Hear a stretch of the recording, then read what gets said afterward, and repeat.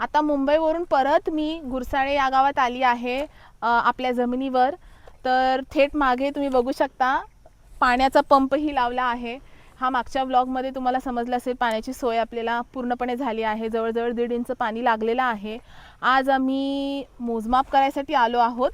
आपल्याला समजायचं आहे की आपल्या क्षेत्रामध्ये कोणत्या हद्दीपर्यंत आपण झाडं लावू शकतो किंवा बाउंड्री टाकू शकतो. सध्या जमिनीत कोणत्याच प्रकारची बाउंड्री किंवा काहीच नाही केलं आहे. तर आज मी थोडंसं मोजमाप करणार, समजून घेणार की किती क्षेत्र आहे आणि लेआउट पण समजून घेणार की कसं प्रकारे आपण इकडे झाडं लावू शकतो. आणि तर बस, चला या माझ्यासोबत.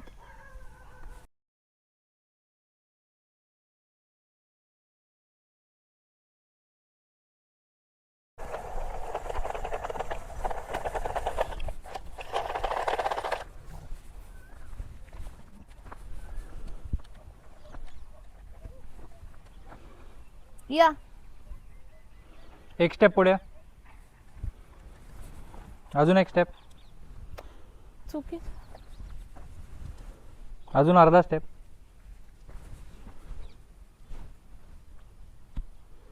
ओके. सकाळपासून कडाक्याचं ऊन होतं.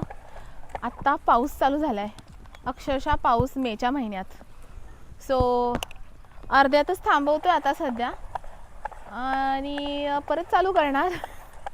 200 फीट झालं ना आता. हो, 200 फीट.